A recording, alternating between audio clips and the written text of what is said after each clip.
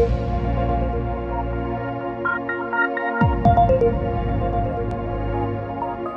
have awesome guests today. We have Jonathan X today.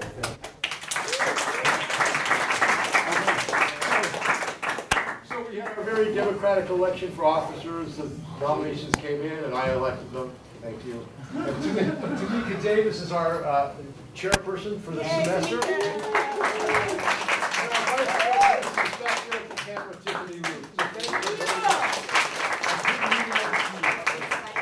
It's going to be great. I have a bunch of great speakers lined up for the fall. Although the fall is booked, I'm really interested in knowing who you guys would like to have as guests. So if you can let me know, I'll line them up for the spring, do my best to bring them in. Our next speaker on the 6th, the 5th of 6th, his name is Russell McLinn.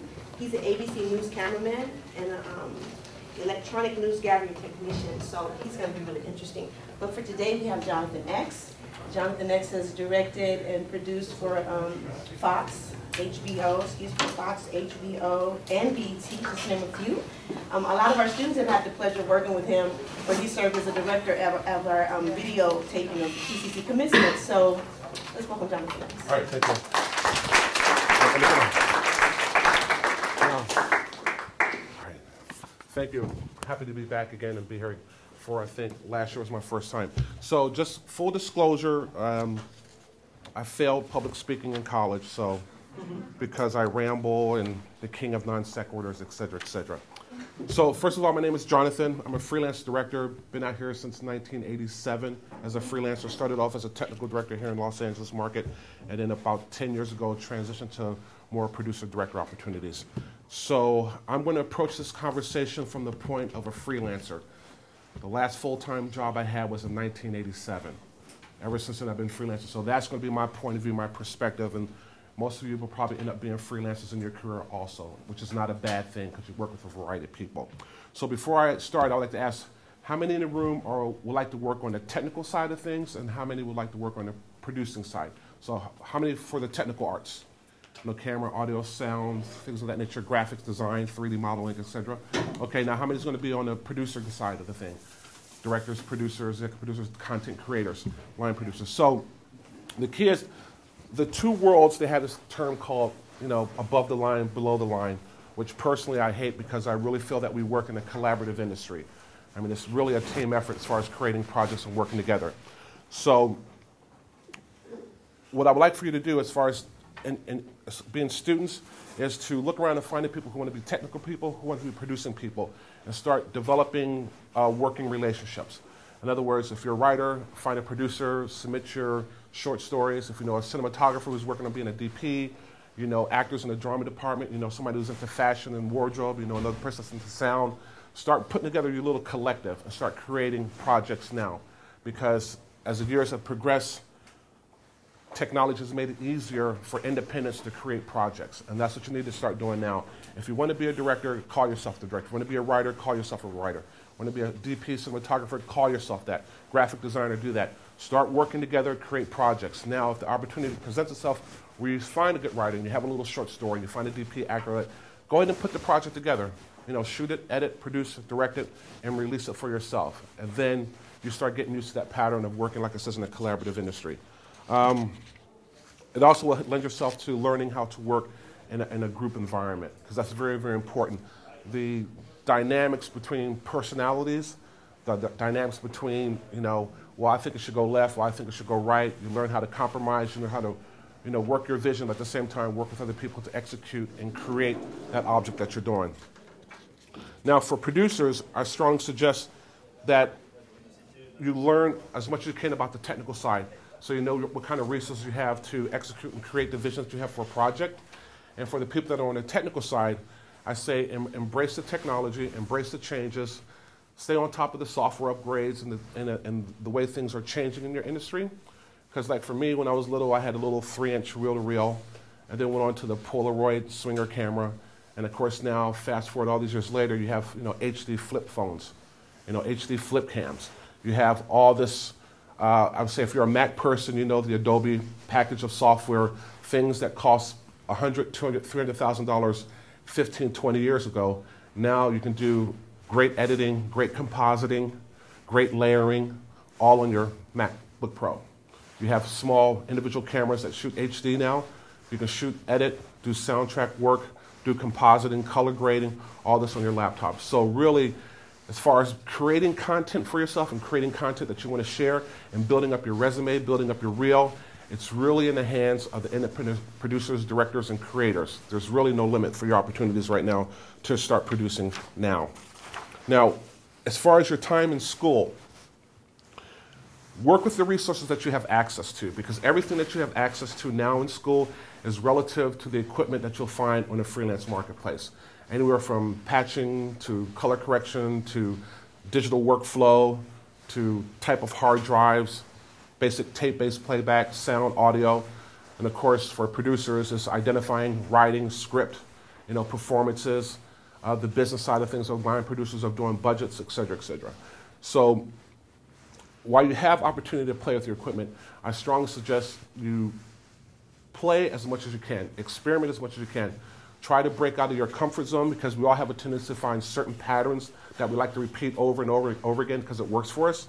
Maybe try to break out of that pattern. Try to do as much as you can to experiment and play with the equipment that you have access to, because it will make you a stronger technician and it will make you more valuable in the freelance world to be able to do some things that others can't, because you tried, well, if I try this filter for that, let me happen if I tweak it this way and then maybe run this patch this way, oh, I came up with something really, really cool, then that's in your bag of tricks. It makes you more valuable as a freelancer.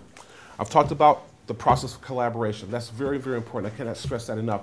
If you have friends that you like that are doing different parts of the mediums, part of the field, start working together and creating content. That's perfect.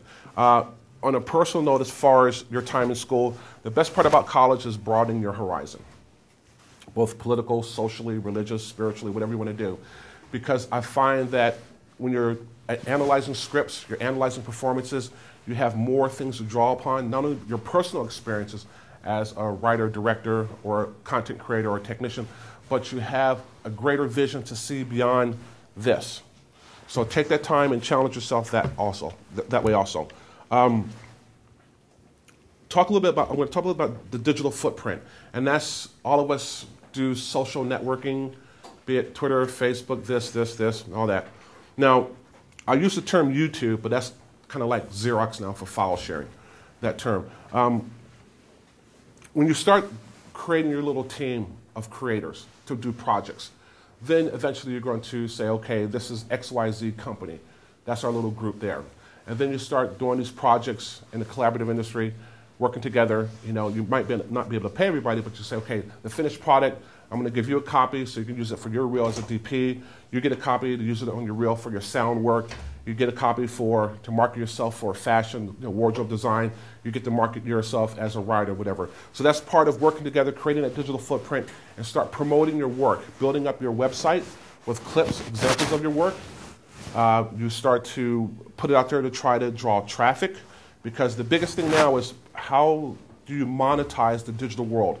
The old paradigm was like, well, I'm going to work for one of the networks and we're going to get ratings with the Nielsen box, and then we're going to charge advertising dollars based upon the amount of viewers we have, et cetera, et cetera.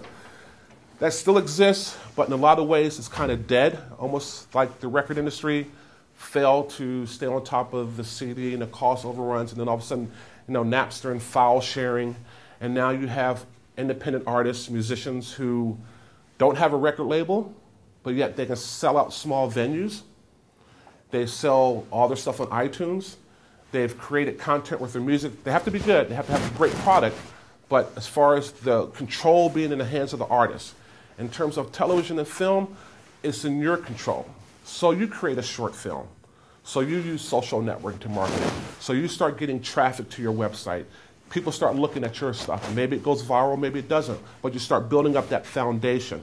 And that's what I talk about, digital footprint. So you don't really have to say, oh, I got to get a job with ABC, NBC, CBS, Sony. I got to get a film deal.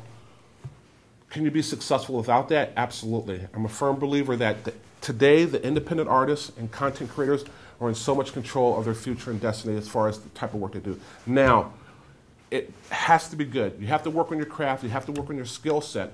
But if you create and put things out there, then you start drawing numbers. And I'm a firm believer that that might be the business model for the future, and that's traffic numbers. The more traffic you get, the more numbers you have, the more you can try to market yourself. If you went to a small distributor and said, oh, I got this short film, I got over a couple million hits already, check it out, that's your calling card, that's your input. Then people find it, maybe get a distribution deal, maybe you do something yourself where you upload your small web series on iTunes and people start downloading it. And then you build up traffic. I've heard of stories, I've seen some producers, directors of small web series that they did on iTunes, and then all of a sudden it became very, very popular, and then they got a deal to develop it into a broadcast sitcom that was minorly successful, and then the next thing you know, they got a film deal to turn it into a feature. So the possibilities are endless. You don't have to wait to try to work with the big three or get a film deal with a major film company. You can really do it all yourself right now. But it comes back to, once again, the foundation of skill, quality, your technical proficiency, and at the same time, it always begins with a great script, great words to make that human connection if you're telling stories. Once again, another key thing to work on, which I see a lot of mistakes, is your digital workflow. There's right now, I'm sure on the technical side, you're seeing all these different formats, all these different types of HD, all these different levels, all this. So really try to understand your digital workflow if you're going to be an independent producer, content creator. I mean, from the point of capture, what type of medium you're capturing your footage on, to how you're going to ingest it, to what type of format you're going to be editing on, be it, Final Cut Pro or Premiere or Avid, anything like that. And then your final output. Am I going to output this to DVD? I'm going to output this to HD Pro. Am I going to just do this for web? And so you want to analyze your digital workflow from capture, ingest, output, editing to your final master. And that's something that you learn as a technician that you'll experiment for, what's really good, looks good as far as anamorphic this and all that. So really be aware of your digital workflow and really try to have good quality as far as your technical specs, because that really is your calling card. Never sell anything short that you're working on. Don't ever let anything sloppy go by, because it reflects upon your skill set. It reflects upon your quality of your work. Never let anything slide, because if you do it over and over again, it starts to build up, and then you have a finished product with maybe 5 or 6 errors, and it just looks like crap. Once again, I mentioned the equipment that you're using now is all relative to the equipment that you're going to experience in the open freelance market. So take the time, work with it, study, practice as much as you can, experiment as much as you can, and it will just make you a better technician overall. Now, I mentioned earlier that I'm a freelancer, have been since 1987. That was the last full-time job. Was anybody even born in here, in this room? All right, good, thank you. All right, that was during the Reagan administration, and that was basically, not to get political, but that was when the air traffic control strike, and that was part of the demise of unions as far as the tech side. And of course, that was around the same time that General Electric purchased NBC, and that was the beginning of broadcasters not really running the business, but more bean counters and accountants, where it became more of an investment than it was actually doing quality work. It's like the big film studios, dying off and becoming more independent projects, or independently owned, and more about business than it is about the craft. So really, I would say, focus on your craft, your skill set. Focus on your personal marketing, because in the freelance world, it's kind of like networking is everything. It's like you meet people, you shake hands, you exchange cards, you try to create that personal relationship. Now, this is my second year being involved with some of the activities with Pasadena City College. I think this year and last year, I directed the commencement exercises, had all student crew. I came to the SMPTE Club last year, came to one of the advisory board meetings, and during that 2-year process, met some of the students. Some of the students follow, hey, look, if you want to come observe, feel free to do so. Some students called me and say, hey, can I come down and watch a taping of the show? Of course, I invited them down. They came down and observed, had a good time. They came back a couple other times. Recently, I worked on this project. Kevin Smith, the writer-director from Clerks, Dogma, I did a pilot for him. So I had an opportunity to hire 3 students to come in and be an assistant stage manager. I think Nardine was one of them, and then there was another one from Azusa and another one from Cal State Fullerton. So that was because of networking. That's because of following up, that phone call every 6 months, that making people, you really can't make them, but create a sense of personal involvement with you as a person. Not only your own personal ambitions and goals, but at the same time, that personal relationship, because that's so important.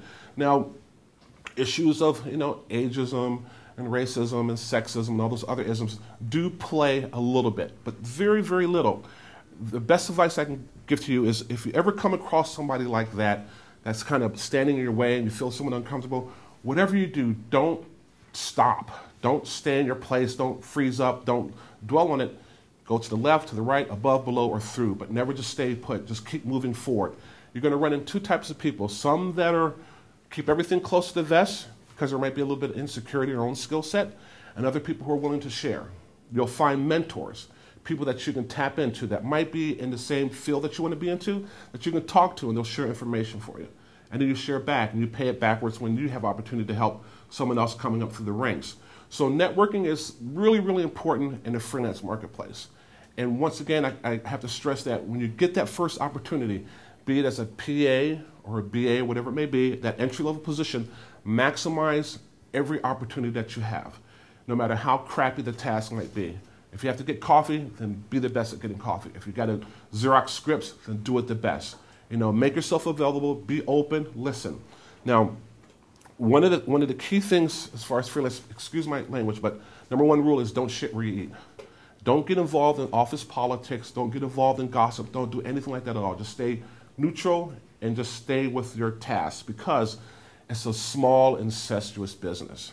You might work on project A today and feel like that's it, but then you're going to go on to project B, C, D, and E, and then by the time you get to project F, you're going to run into somebody that was part of project A in your career timeline. And you don't want to have any kind of dirt that follows through because you will run into people again on the way up and on the way down in lateral movement. Number two is, like I say, networking is everything. Perfect example, in 87 when I first moved out here from Washington, D.C., I was working at Jack Murphy Stadium doing scoreboard video. I mean, I was working at NBC, technical director, thought I was top of the food chain, strike of 87, I'm gone, starting all over again, doing scoreboard video, $80 a game. I said, okay, how the mighty have fallen. Not really, but I was having a good time. I was living on the beach in Ocean Beach in San Diego, going boogie boarding in the afternoons, and then going to Jack Murphy at 2 o'clock, do a baseball game. After the baseball game, go to the beach, do bonfires, and drink beer. Not bad, but after 2 years, I was like, okay, where's my career going? So my engineer, Larry Quick, he says, well, what do you want to do? I said, well, I'm trying to break into the trucks. The next day, he called Liz Blackheart, which was at National Mobile Television, the mobile trucks, did all the sporting events. Hey, he's a pretty good TD, why don't you give him a shot? Just like that, the next day I get a call, I'm making $80 a day doing Diamond Vision, but she says, hey, look, I can give you $125 to go do beach volleyball. I said, well, hell, that's a nice raise, I'll do it.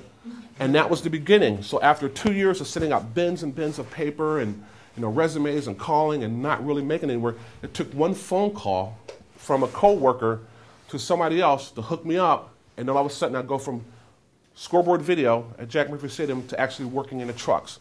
And that was the beginning of my path going up the ladder in the remote world from beach volleyball college to Lakers, Clippers, Kings, Dodgers, Angels, doing the whole circuit, then transition to CBS football, HBO boxing, ESPN Tuesday, Friday, baseball game of the week, and it just goes on and on and on and on. So now, during that process of freelancing, of going from one gig to the next gig to the next gig, because that's what will happen, as long as every time you get that opportunity, you maximize your efforts. You really, really put your heart into it. You do a good job, and you make yourself available to people on a personal level where you have those personal relationships. So fast forward, I'm doing HBO boxing, great, great, great. And then 2 years later, I get a call from a producer who talked to someone else who said, check him out. And then it led to another opportunity. And that's how it works, and it goes forward and forward and forward and forward. In fact, the Kevin Smith project, I was hired by producers who didn't hire me for some other project, so I thought it was on their list. I said, okay, I'm on their do not hire list. Lo and behold, a year later, I get a call to do this. So it never fails that, even if you think if one door closes or you get shut off from an opportunity, it doesn't mean that it's dead. They always say, oh, you're only as good as your last show. I've heard that before, but then they call you when they need you. So if you feel like you're going to sense a rejection, which I really don't know how actors do it, because they go in for an audition, you walk in the door, they look at you, they're like, oh, absolutely not. And it's the same with the freelance world. You have to have somewhat of a tough skin, because it's hard not to take it personally when you get rejected, get things turned away, but you have to be persistent and keep moving forward, and like I said, maximize every opportunity. I mentioned earlier about being open to mentors, people who will share information, people who will talk, people who will be willing to give those little bit of tricks of the trade. so you can improve your skill set and make it happen. That's always a good thing. People on the technical side, like camera operators, audio, there's a trend in the industry now to do a lot more automation. So if you have an opportunity to check out Parker Vision or the Grass Valley Group Ignite or robotic cameras, embrace it, because that's another development that's happening in a lot of the studios. You'll watch some of the local news out of LA, and you'll see the cameras come wide, and you'll see all the cameras on these little controllers with no people. That's part of it also. So that's happening. So when I talk about staying on top of the technical changes in your field, definitely do so. They have this term called OEM. I think it's called original equipment manufacturers, like Sony, Panasonic, whatever. And if you check out their websites or check out their regional sales reps, you can say, hey, look, are you having any training sessions on some of the new equipment that you're releasing? If you get on their email list, that's a good thing, because then if they're having a workshop or a seminar in town, it will serve you well to go attend. And a lot of things are free, because a lot of the manufacturers realize that the freelance community is very, very important to their success. The more freelancers that know their gear, the more opportunity they have to sell and put it in different stations. Another thing about freelancing is structuring your freelance business, because as a freelancer, you're really self-employed. It's really you. If you're lucky enough to form a corporation, like your name is Joe, so I'm going to form Joe Incorporated. You set up your own pension for yourself, you set up your own medical care for yourself, and you have to basically keep 2 sets of books, one for Joe and one for Joe Incorporated. So that's very, very important to try to structure your business that way and think of it as a business, because being self-employed, I tell people I love my boss, I love my job, I'm self-employed, because it's all about you. And that's how you have to kind of run it that way. Now, there's another thing that happened to me years ago where it became, I call it the death of altruism and rational self-interest. Now, what's going to happen is in the freelance world, you're going to run into people that are complete backstabbing asses. And I'm serious about that. It's just like, how did they get so far? Maybe because they're evil. I don't know. But I'm a firm believer that you can maintain your moral and ethical center, who you are as a person, and not be that type of person. Unless you're that. If that's who you are, then embrace it and be it. I mean, go for broke, because you'll probably do well, you end up being the president or something like that. But if you're not, and you run into that, don't be discouraged. Stay true to yourself. Sleep well at night. Know that you're achieving things on your own terms. Know that you're moving forward on your own terms, and know that you're, if you believe in karma, hopefully your karma will be good. So I say you can swim with the sharks, but you don't have to be one. I'd rather be a dolphin, swim with the sharks, and maintaining my cool than, eating each other, just tearing each other apart. So rational self-interest is like, do what you think is best for you. If this is an opportunity that works for you, make it happen. Altruism, you do things because we are in a collaborative, we work together, but sometimes you have to make sure that you're making a decision that benefits your growth and your direction where you have to go. And sometimes we do make personal sacrifices for the whole. And sometimes it pays off, and sometimes it doesn't. But make sure that the spirit behind it is pure to who you are as a person, so you don't feel like you're selling yourself out. Now, another thing about freelancing, I call it the 3 W's, the wish, the want, the walk.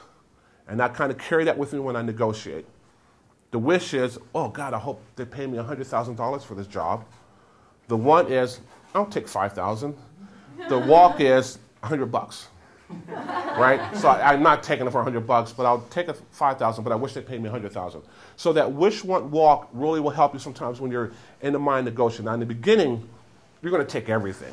You're going to take every opportunity. Oh, $10 an hour, I'll take it. $50 for the day, I'll take it. Oh, $50 for a day, plus I got to drive my own car and pay for my own gas.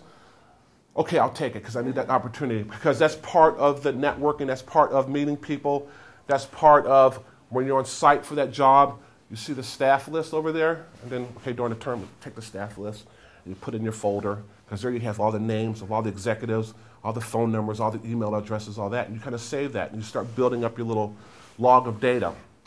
Now, one thing about that is you get that information, you hold it, you start adding it to your PDA, and then like every 3 months, you send out an email blast. How you doing? Blah, blah, blah, blah. This is Joe. I had a great time working on that project. Oh, by the way, I just completed so-and-so. If anything comes up, blah, blah, blah, give me a call, email. Keep a journal. Even now, at the age of 53, I still keep a journal. I keep a daily phone log. So when I get up in the morning, I'm going to have my coffee, I sit there and go through my emails, send out some emails, make some phone calls. I keep a log of it. So that way, because my memory's going as I got older, I go back and I look. So it's okay. Okay, it's the end of 2011, 2012. I'll get my 2011 printout, go through, look at it. Okay, made content here, this. Go back to 2009, 2008, look, pull some names up. And then I'll say, okay, I'm going to start my top 10 for 2012. And then I email blast, contact, follow-up phone call. And that's the process also. It's like that networking thing. That's like communicating, follow personal relationships, what's happening, you know. But you don't want to come across needy or begging. You want to kind of make it personal. Say, how you doing? Just want to drop a line, say hello, hope all is well, blah, blah, blah, blah. Or you might read in the trades, so-and-so just got a promotion. Now, I know this is being recorded, but I'm going to say it anyway. So recently I just read a couple of friends just got these great promotions. So I whip off, hey, congratulations on the new assignment, blah, blah, blah, 11 P's, JX, blah, blah. And then a day or two later, get an email back, hey, thanks for the kind words. You know, hope all is well. What are you working on lately? And then that opens the door to say, oh, I've been doing this. You know, check out, here's some links. Look at it. You know, the digital footprint. I can copy and paste my links, send them to them. They can send them to my YouTube page. Look at some clips there, send them to my website, look at my credit lists, bio information, hope all is well, you know, keep in contact, and that's it. Now, will something happen? I don't know. I just got a job recently based upon an email that I sent maybe a year ago. So that's how organic it is sometimes. You know, so that's part of it. So know that network. I keep stressing networking is everything because that's the most important thing, that personal relationship between you and other people. And at the same time, how you carry yourself working with people in the collaborative industry, being a good co-worker, being a good, I'll use the term friend, but co-worker friend, being a good ally, working together, making things happen and creating. So also in your freelance world, there's also the thing about creating a need for the entrepreneurs, the business people. Quick example, a friend of mine, Dario, utility. Now, he does all the grunt work, the running the cables, setting up the monitors, et cetera, et cetera. Now, as we move more and more into HD, they're still using the old CRT monitors backstage for the stage managers, the cue, backstage, the lighting director, et cetera, et cetera. So him and his friend purchased a dozen plasmas because they're cheaper now. And then all the fiber optic wiring. So why? Because everybody's HD, all the backstage monitors are the old analog monitors. So he saw a need and created a business called Apache Video. So now not only is the primary utility on all these award shows, but now they hire his company to do all the backstage monitors. So as you develop in your career and you see technology change, and if you find something that you see, oh, there's a need for that, but it hasn't been really addressed yet, then if you're an entrepreneur, create something, and now you have another trick in the trade besides being a great sound man. You might say, well, now I'm basically providing this special type of miking for audience reaction applause shots or something. So that's always an opportunity. So always keep your eyes and ears open, look for needs, and fill them. I talked about the entry-level positions. Listen, observe, keep quiet. Don't get involved in office politics or gossip. It doesn't do any well. Just listen, and then you find those mentors who want to share, follow them a little bit. If you find the ones that don't want to share, that might be somewhat bad, watch them anyway, because you can learn from them too on how maybe not to deal with people, how not to approach the business. I mentioned that it's a really, really small room, it's a small world, and you will cross paths again, even if they even go to the East Coast.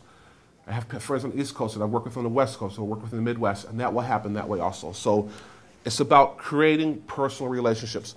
So quick cautionary tale about social networking, be careful what you put on, your Facebook page. I'm sure you heard a story about the Asians in the library, the UCLA student, all that crap that happened to her. So you want to be careful about the stuff you do, because it does reflect upon you as a person. You don't want to have pictures of you doing bong hits or doing beer chugging and all that. And then all of a sudden you send a link to somebody and they'll check out and go, God, this guy's a maniac. It's not going to go there. So be careful. That's, I've actually lost a job because of social networking. If you follow me at JX Director, I'll put some links on my Twitter page that you can go to, and it will go to some links to basically some job banks, some job searches. If anything else, it will give you some insight into what the marketplace is looking for as far as skill sets. So maybe you can kind of direct some of your course selection based upon the needs that you see. And there's one called synopsis.com That's a great one to check out, and I'll put that on my Twitter page, at JXDirector. And that one, if you have subscribed to it, you get a daily email blast of who's getting promoted here, what jobs in development, just statistics about the industry. And at the same time, they also do a lot of job postings. Have you ever gotten a job from a website? I got a couple of interviews, but at the same time, I see what's happening. And then you make direct contact to the actual production companies. So in closing, I just want to say, you guys are the future of the industry. Enjoy the process, because it's a long road. It's never, never, never over. Because like I said, 20-something years ago, I was doing one thing. 20-something years later, I'm doing something else. But I would do this for free. If you're that passionate about your craft and what you want to do, if you would do it for free, you're in the right place. If you're doing it for fame and money, okay, fine, but you might get more ulcers and frustration because it's not going to happen overnight. Just enjoy the journey. It's fun. It's a great way to make a living. It beats a real job. Trust me. I mean, it really, really does. You play with great gear, do great creative things, have a lot of fun, a lot of great talented people. Like I said, embrace the changes in your discipline. Because for me growing up, it was like, 3-inch reel-to-reel, doing voiceovers while I'm watching TV, all the way up to having my entire album collection on the flash drive. That's the changes in technology. And it's not going to change. By the time you guys get to my age, you'll be doing hologram productions. I can guarantee it, all right? Remember, this is a cliche, but it's not a sprint, it's a marathon. It's just a long road. Just enjoy the process. Enjoy the process. Enjoy doing it. Enjoy the journey, because it is. Enjoy the whole process of meeting people, going things, different experiences, both positive and negative. Embrace it. Put it in your back pocket, bag of tricks, knowledge, experience, and just move forward. And then once you guys are like working in the industry and like executives and line producers and showrunners and EICs, which is like executive in charge of production, remember the old guy here. Take my phone calls, all right? So when I call and go like, hey, this is Jonathan, I spoke at, and then they'll go like, oh, he's in a meeting right now. Can you call back later? So take my call and remember the old man and throw me a bone and give me a job, because I'll be like 65 and ageism does exist. So if there's any questions, I know I was like all over the place, but if there's any questions, please feel free to ask. So if you have like a script that's a work in progress, do you have to have an agent to submit it to a producer, or can you approach me directly? It depends. There was one time when I sent out like 600 reels, and I got like 575 sent back. A lot of people don't accept unsolicited material because of legalities, right? What I would say is, forget them. Forget them. If you have a script already ready to go that you love, because it all begins with the script, then find a DP, find wardrobe, find sound, find graphics, find that, and produce and shoot and edit it yourself. Even if it's just the first variation upon this script, this first story, go to the drama class department, find actors, put together a team, and if you wrote it, produce it, and you want to direct it yourself, do it now on your own. Then you have your website, then you have your Vimeo or your YouTube page, then you have your clips, you know what I'm saying? That's your product. So now if you start contacting agents or production companies, you say, hello, please check out this link to this 3-part series. Maybe you only do a couple scenes of the script, but you don't have to worry about, oh, I'm writing the script, I want to mail it to please accept it, please look at it, please produce it. F them, do it yourself. Do it, and that's the power of the technology and art now. That's something, it's not where you have to wait for the big boys anymore. It's all about you. You have an HD cam. You have, soundscape. You have audio production tools. You'll have everything that can do good high-res productions and create now and not wait for them. And like I said, don't do the whole movie, just do scenes. Do the most dramatic scenes. And then use that as your calling card to market yourself as a writer. And then maybe the DP person can use it to market themselves as a photographer, cinematographer. The sound guy can use it, the actors who participate. So that's what I said, the collaboration of finding talented people who want to do something and then make it happen, and don't wait for somebody to approve you, and that's the beauty of the way, like I said, that's the beauty of technology the way it is now. Absolutely. Do you need an agent? I don't know. Some people get it. It's luck. It's a part of it's also luck. You submit stuff, and the next you know, somebody's releasing a movie that God, that looks just like my thing. Did you get ripped off? I don't know. Did they pass it on to somebody else? I don't know. Things like that happen all the time. So as an artist and a creator, why don't you maintain control yourself? Think in terms, I can do this myself. I don't need them, and I can create. And then Somebody will see it and say, hey, we really like this project. We would like to ABC. And then it's up to you to find a lawyer, negotiate, and don't sell away all your rights right away. Maintain a certain amount of the mechanical, the merchandising, you know, the points. It's like that movie Saw. Those guys did the first Saw. They took to a film festival. They tried to buy it. They go like, no. They tried to buy it again. They said no. They tried to buy it again. They offered them less money, but they gave them points. Then they said yes. And Saw made a ton of money. So they made like millions and millions of dollars more than if they would have sold out the very first time. So negotiate well, hire a lawyer, and then make sure you maintain as much control as you can. And don't just be happy to make that first deal. Yeah, and is there like a club or a community that the producers actually go and meet? Yeah, it's called the Producers Guild of America, PGA. And what you want to do is, and this is another thing, if you do things on yourself, this might qualify for your credits, because in order to join the Producers Guild, you have to have produced like 3 or 4 projects, et cetera, to actually get in. And then once you participate or become a member of the Producers Guild, then they have seminars and workshops and meet and greets and mixers and all that, where you get to talk to other established working producers and exchange information. It's really just an exchange of concepts, you know, communicating, talking, you know, having dinner and just shooting the BS, and then all of a sudden you're telling stories about, oh, blah, blah, blah, just did this deal for that. This is the structure of the deal. Oh, you know, Charlie Sheen just quit 2.5 Men, but he had that Michael J. Fox deal saying that even if he left the show, he still gets paid a salary.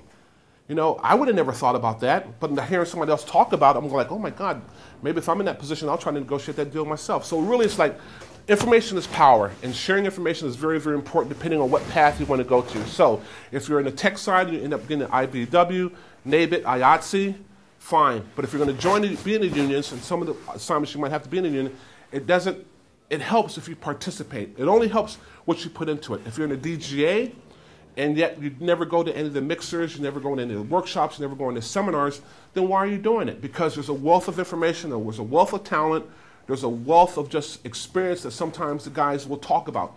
Like when I go to DGA meetings, a bunch of directors sitting in the room telling war stories, but then there's always that little nugget that you pull that you can apply to your project. There's always, like the first time I went to a big, kind of like a seminar talking thing, it was like Clint Eastwood. I'm sitting here, I just joined the DJ, wow, I'm sitting in this room, there's Clint Eastwood, there's Martin Scorsese, and there's Peter Jackson talking about their craft. Now, where would I ever get the opportunity to sit here and just to listen to these guys talk about their work?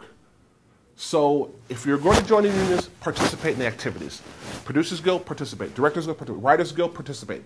You know, the technical unions, participate. The seminars, the workshops, the meet and greets, all that, because it's information, it's words, and it basically expand your horizon to hopefully strengthen your game. You know? Yes? At what point should you realistically invest in a website? And I ask that because I've seen websites and I'm excited about them, music artists in particular, and then they're not updated and you kind of just lose interest. Well, and I don't want that to happen to me, so to speak. No, well, if you're in a position now, like I did mine, like mine is vision-mix.com. So if you go to my Twitter page at JX Director, there's a link to my website. I did mine on, I think it's like iWeb.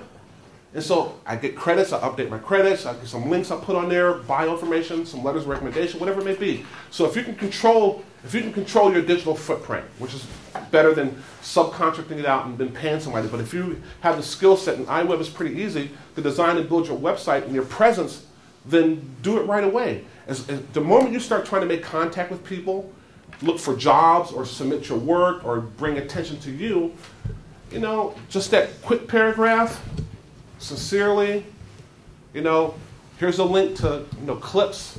Here's a link for, you know, credits, this. Here's a link to some of my pieces. Send. Now, do they click on it and look? Maybe, maybe not. But you're making that effort to make your existence known on the web. And then the best thing about this is, it's not like ABC, CBS, NBC, Fox, whatever. It's like now with the internet, the world can be your audience. You know, it's like the independent artists, musicians who do a great song, and all of a sudden it goes viral, and all of a sudden you have hits from all over the world. If you have anything on YouTube, if you go to I think it's called a histogram, or the statistics on your YouTube, anybody have any clips on YouTube? So if you go to YouTube and you click on history or specs or geography, you know, the little map that comes up that shows you where you're getting traffic from, all over the world. It shows you age demographics. It shows you, information that... I think they call it insight now. Insight, okay. So now, in the old school, it was like, okay, the Nielsen ratings. Okay, so-and-so's watching your show. They're turning here. And of course, now with DVRs and the boxes, they can even analyze when you fast forward through commercial breaks. That's how things are going to be monetized. It's the amount of traffic, how many people you have viewing, because it's all about the eyeballs, right? The Nielsen, oh, we got this rating, we got this rating. But now with the digital binary code, with traffic, you can break it down even more, like age, region, part of the world. So if you take that information, say you have a really, really great product, and it's like, well, they had this thing about, black actors in Asia or something like that. But here's this clip I did of this short story. And if you look at my Instagram or my information, I have X amount of hits from the Asian market. So that rule that you're telling me isn't true, because if you look at my data here, I have a great Asian audience for this product. So does that rule still exist? No, it doesn't. One of my clips I have is like the #1 place is Brazil. It's like DJ AM and Travis Barker have a clip of their performance at Paramount. And I think the #1 source for downloads is Brazil. Now, how would that help me if I was marketing? If I did a documentary on DJ AM and Travis Barker, well, from that information, maybe I'll do the premiere in Brazil, because I might get a bigger audience to come out to that first showing. So information is power. Binary codes, those ones and zeros, the digital footprint, you can track information more so than I think the Nielsen's, and I think that's how things are going for independent artists, content creators. I think that's how you're going to be able to prove that you have an audience, because it's all about numbers, advertising, and all this, right? So if you have that thing there that you created, and you have millions of hits, you have more selling your concept, you're selling your craft, you're selling that thing that you created, and from that you're trying to create more work for yourself. You're trying to make people recognize you as a skilled technician or a person or a writer, director, producer, sound man. So that's... And it's all like one big thing that you kind of control. And that's what's great about being a freelancer, because you're in control of your own career, everything.